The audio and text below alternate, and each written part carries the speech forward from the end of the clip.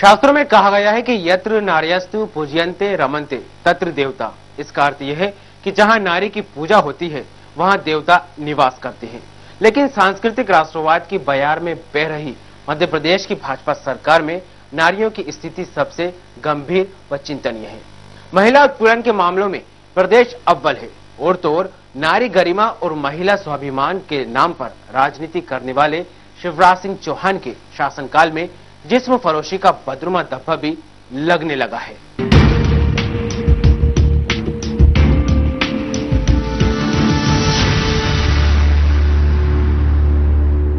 TV 24 के पास जो प्रमाण है वो ये साबित करने के लिए काफी हैं कि प्रदेश में जबरन या मजबूरीवश बड़ी संख्या में महिलाएं देह व्यापार के अनैतिक कारोबार से जुड़ चुकी हैं। सालों से इसकी जानकारी राजधानी स्तर पर होने के बावजूद भी इसकी दशा और दिशा सुधारने के लिए कोई ठोस प्रयास नहीं हो रहे हैं और तो और महिलाओं के दैहिक शोषण को सामाजिक मान्यता का झूठा चोला पहनाकर मामले से मुंह मोड़ने का दुर्भाग्यजनक प्रयास किया जा रहा है, जिसमें कि मंडी और प्रदेश की सरकार की पोल खोलती इस रिपोर्ट में हमने इस सामाजिक अभिशाप से जुड़े हर पहलू को छूने का प्रयास किया है। पेश है टीवी 24 की खास पड़ताल, जिसमें की मंडी।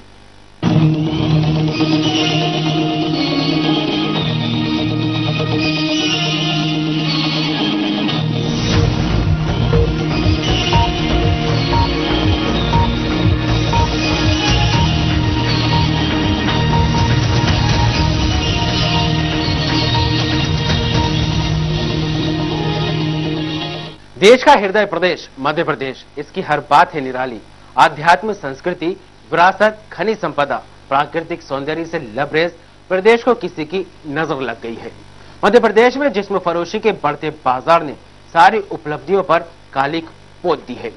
टीवी 24 के माध्यम से पहली बार एक ऐसा सच आपके सामने आ रहा है जिससे आप स्तब्ध हो जाएंगे।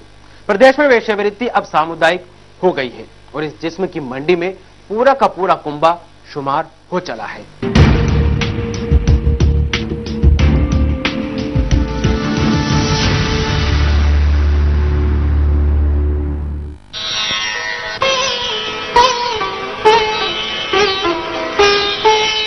हम हैं बताए पूजा बाजार की तरह, हम हैं बताए पूजा बाजार की तरह। उठती है हर निगाह खरीदार की तरह, उठती है हर निगाह खरीदार की तरह। हम हैं बताए पूजा बाजार की तरह। ये अल्फाज है 1970 में आई बड़े पर्दे की फिल्म दस्तक के। इस गाने को लिखा था ख्यात लेखक मजरू सुल्तानपुरी ने और फिल्म बनाई थी मशहूर कथाकार राजेंद्र सिंह बेदी ने। हम यहाँ पर इस फिल्म का हवाला इसलिए दे रहे हैं कि फिल्म का कथानक वेश्यावृत्ति के इर्द गिर्द घूमता है और चाहे अनचाहे तुम चलचित्र की नायिका एक नगर वधू के तौर पर दिखाई देती है। लेकिन 1970 के बाद 40 सालों में बहुत कुछ बदल चुका है, पर नहीं बदला है तो मध्य प्रदेश में जिस्म फरोशी का घिनौना धंधा। पिछले कई दशकों से प्रदेश में छिप छिप कर लग रही जिस्म की कोठियां अब मंडियों में तब्दील होती जा रही हैं और नाबालिग लड़कियों की नीलामी में पूरा एक तंत्र सक्रिय है और वे भी हाईवे के किनारे।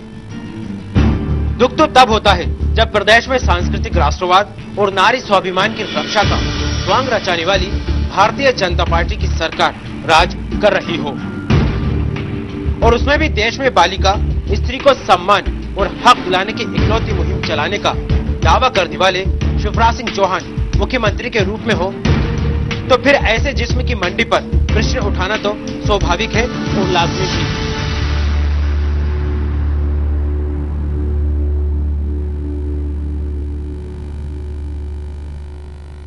जहां एक और मध्य प्रदेश के मुख्यमंत्री शिवराज सिंह चौहान प्रदेश को स्वर्णिम बनाने की जुगत में न जाने क्या क्या कर रहे हैं, वहीं प्रदेश के ही बाछड़ा समुदाय की बालिग और नाबालिग लड़कियों द्वारा दैहिक शोषण कराया जाना शिव के राज को चिढ़ा रहा है। ये तब और चिंताजनक हो जाता है जब कागज पर किए गए तमाम प्रयासों के बावजूद प्रदेश शासन न तो इस वेश्यावृत्ति पर रोक लगा सका है और न ही कोई ठोस योजना बना सका है।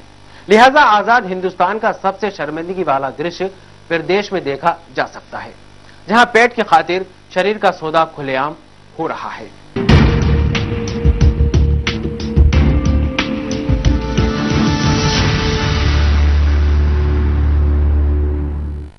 प्रदेश के मंदसौर, नीमच, पन्ना, सीहोर, छतरपुर, सागर, जबलपुर, विदिशा, होशंगाबाद जैसे जिलों में अब वेश्यावृत्ति के घिनौने धंधे ने खुलेआम जोर पकड़ लिया है और उसमें भी बाछड़ा कंजर जैसे समुदाय में तो इस सामाजिक बुराई ने देश के लिए भी खतरा पैदा कर दिया है।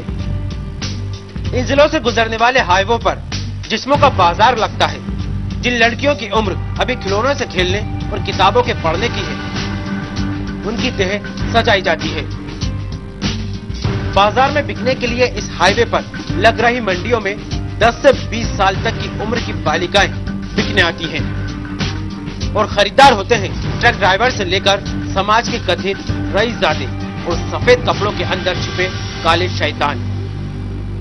सबसे आश्चर्यजनक पहलू तो यह है कि नारी सशक्तिकरण और नारी उत्थान के नाम पर चलाई जा रही हजारों योजनाओं के खरबों रुपये स्वाहा हो जाने के बाद भी बाछड़ा समुदाय की महिलाओं के जीवन में न तो तरक्की हुई और न ही कोई रोजगार मिला। यही वजह है कि मजबूरी वश ही सही इस समुदाय में लड़कियां और महिलाएं अपने शरीर को बेचकर ही उदर पोषण को जरिया मान बैठी हैं। और ताज्जुब तो तब है जब कोई इन्हें समझाने का प्रयास भी नहीं करता।